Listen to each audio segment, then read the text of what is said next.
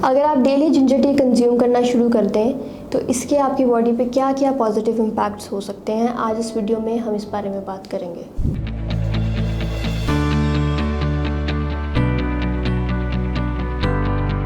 अस्सलाम वालेकुम, my name is Mahnoor and I am a clinical dietitian.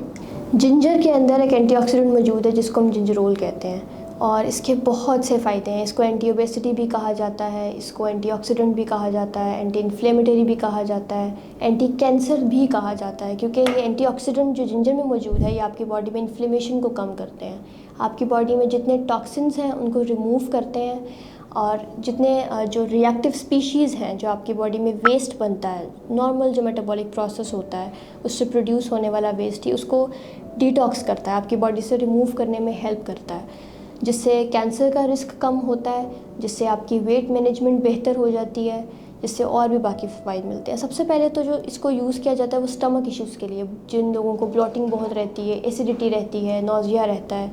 ये इन सिम्टम्स को कम करता है। इसके अलावा जिनको मोशन सिकनेस रहती है, जो ट्रैवलिंग के दौरान जिन्हें बहुत नॉजियस फील होता है, तो वो अपने साथ जिंजर टी या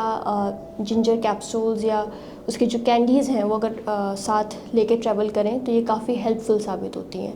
इसके अलावा जिंजर को वेट मैनेजमेंट के लिए भी यूज़ किया जाता है। डायरेक्टली तो जिंजर वज़न कम नहीं करता, आपको ऑब्वियसली कैलोरी डेफिसिट डाइट लेनी पड़ती है हाई फाइबर हाई प्रोटीन के साथ, लेकिन ये बॉडी को क्योंकि डिटॉक्सीफाई करने में हेल्प करता है, आपकी बॉडी में ये एपेटाइट सप्रेसेंट के तौर पे काम करता है, आपकी भूख को कम करता है, आपकी क्रेविंग्स को कम करता है, जिससे ये इनडायरेक्टली आपको वेट लॉस करने में या वेट मैनेज करने में हेल्प करता है। लगता है बाजार के खाने बहुत खाते हो। जी डॉक्टर साहब, मैं ये मेडिसिन प्रिस्क्राइब कर रहा हूँ, वो आप ले लेना। अब कोई भी मसला हो तो मरहम से डॉक्टर की ऑनलाइन कंसल्टेशन बुक करो, क्योंकि डॉक्टर से बात होगी अब घर पर। इसके अलावा क्योंकि जिंजर में एंटीऑक्सीडेंट्स मौजूद हैं तो ये आपको इन्फेक्शन से भी बचाएगा, आपके इम्यून सिस्टम को बूस्ट देता है, उसको सपोर्ट करता है। अगर आप जिंजर के साथ थोड़ा लेमन और टर्मरिक का इस्तेमाल करें तो वो एक जो इम्यूनिटी बूस्ट शॉट्स हैं वो जो बहुत वायरल हैं आजकल, तो ये उस तरीके से भी हेल्प करते हैं। लेकिन इसके साथ साथ जो जिंजर टी है ख़ास तौर पे ये muscle relaxant, natural muscle relaxant के तौर पे भी काम करता है, पेन रिलीफ के लिए भी ये हेल्पफुल है।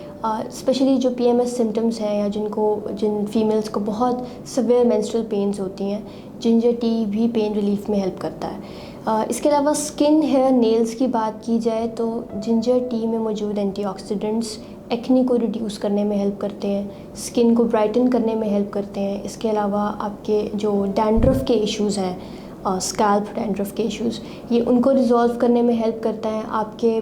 स्कैल्प में ब्लड सर्कुलेशन को, आपके नेल्स में ब्लड सर्कुलेशन को ये बेहतर बनाता है, जिससे नेल्स की ग्रोथ हेल्दी होती है, बालों की ग्रोथ हेल्दी होती है, आपके हेयर फॉलिकल्स हेल्दी हो जाते हैं। इसके अलावा जिंजर टी हार्ट मसल्स के लिए, ब्लड वेसल्स के लिए बहुत बेहतरीन है, उन्हें क्लेंस करती है, उनको सपोर्ट करती है,